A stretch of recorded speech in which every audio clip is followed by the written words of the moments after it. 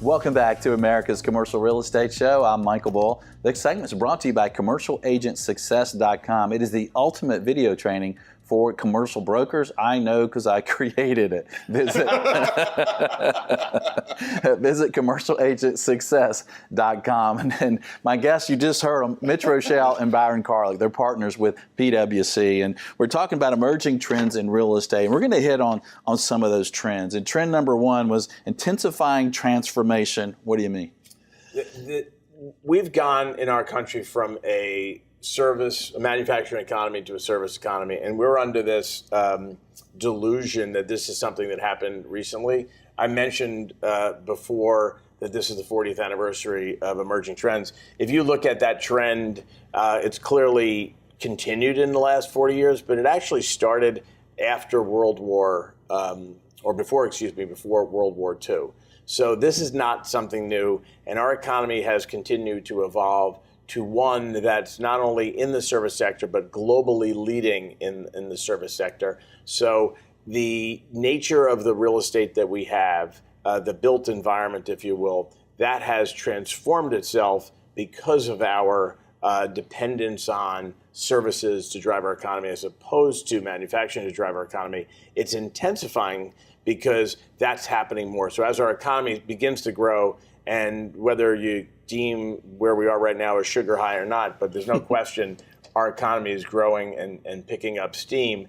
That steam is going to be picked up in the service sector as well. And sugar high, you're referring to jokingly the economy, not real estate, right? No, we're talking about the U.S. economy and the fact that some economists believe that by creating the tax incentives that were created at the end of calendar 2017, we've pulled forward economic growth that would have happened more slowly over the years to follow, and that's creating a sugar high in the economy. And that kind of good transition into number two of the trends, easing into the future. Yeah, so what's going on there, and Byron can elaborate as well, is if you look at our demographics, okay, we are in the United States getting older as a country, and there'll be a good graph behind me someplace.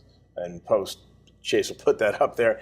But the birth rate in the United States is slower than, unfortunately, the death rate. So the natural change in age is happening. But if you compare us as a country to the rest of the world, whether you look at Japan, which is largely viewed as being an aging population, China, which everybody thought was a younger population. Also aging, and then the Euro, not the EU, but just the Eurozone in total, we're younger and we're not aging as fast as those. So part of the drag on the economy is funding the benefits for an aging population. So while there may be need for entitlement reform in our country, the fact of the matter is aging isn't as much of a drag on our economy as it may be in other countries around the world. And Byron, you travel the globe way more than I do, so. No, I think that's a huge concern, especially in Japan right now, and in Italy and in Europe. Very, very worried about declining birth rates. But it's also, for the real estate industry, these demographic changes are, once again, changing the way we use space and what types of space we need. Mm-hmm. And I think that's also contributing to elongating the recovery because developers are adapting to those changing preferences through the way, old warehouses are being converted to residential, B and C malls are being redeveloped. We're seeing, continued growth in college housing, in assisted living, and product appropriate for the aging population. And so there are positive ramifications for our industry because of these demographic changes as well. Yeah, and then you have retail being used for office. It's everything's upside down. Yeah, and we're going to talk about that in a little bit when we get to retail. But here's the thing to remember: the uses of land are reflective of the demands for the use of the land. Mm-hmm. And one of the things we try to do in Emerging Trends is predict what that demand is going to be. And I think we've been right year after year. I'm going to talk later about something we got really wrong.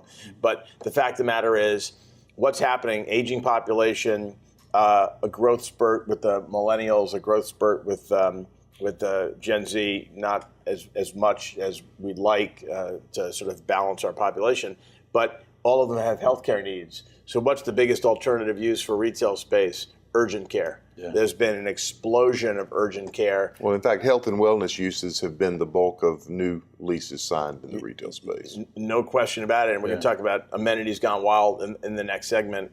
So I don't want to jump ahead with health and wellness. But the fact of the matter is, just as real estate has become democratized, the healthcare industry has somewhat become democratized, and they're taking the hospital to the patient.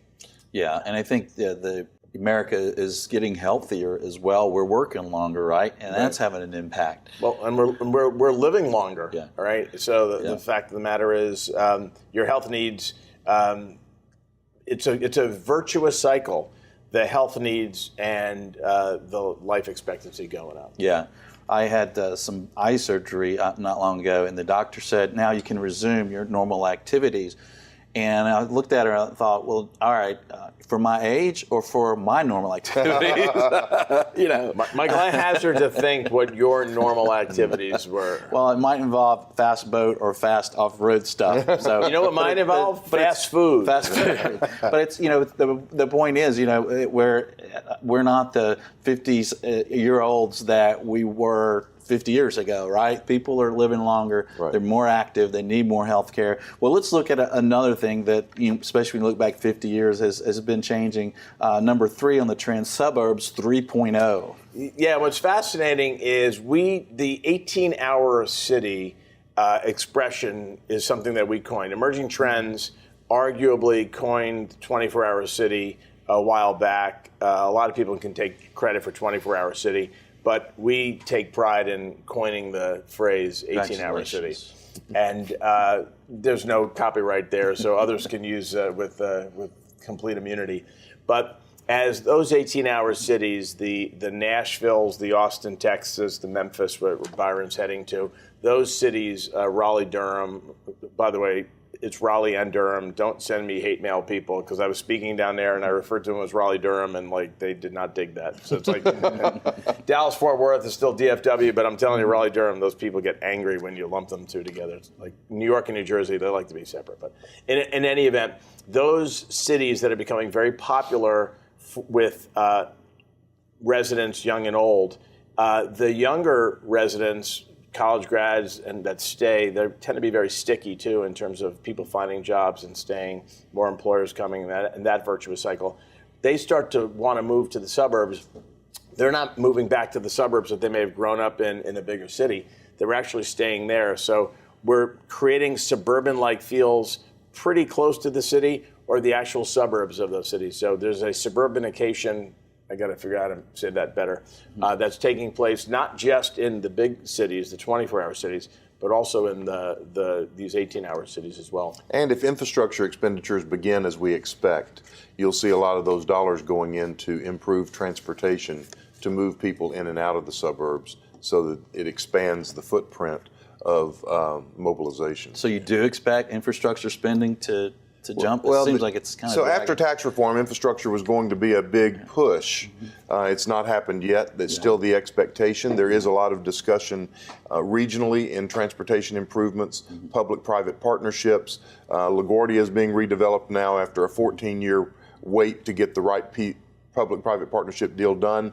JFK is going to happen next year. And so you begin to see the importance of, and certainly the need for infrastructure spending. But historically, when infrastructure spending happens, it's good for the real estate industry. And I think that's another driver to elongate this cycle. What's so happening is my street in Armonk, New York is getting repaved. So there's signs that infrastructure dollars are being spent. I had a pothole, for those of you who follow me on Twitter, and if you don't, was that the camera? It's Mitch_Roschelle, and put it in the lower third if you could, Chase. But I actually put my almost 100-pound golden retriever inside the pothole just to illustrate over the weekend on Twitter how big that pothole is. But it's getting fixed, so there is some of that. Infrastructure makes a difference. Is happening. Yes. That's good. So if the suburbs are not dead, if there is some growth there. Is there a property type or sector that might be good to think about there that benefits from it? We can tackle it now, and maybe look at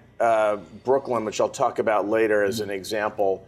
As it's a 24-hour city by any measure, just across the river from Manhattan, which may be the ultimate 24-hour city. But if you look at Austin, it's all about last mile delivery. So you're going to look at industrial. You're going to look at retail to fit the needs of the number of rooftops that may be growing in the suburbs.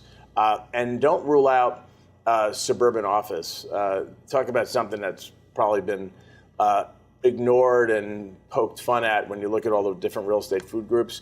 But we're seeing more and more interest and appetite in the research that we're doing around suburban office, partly because of that healthcare trend, and suburban office often has a use of medical office within the suburban office.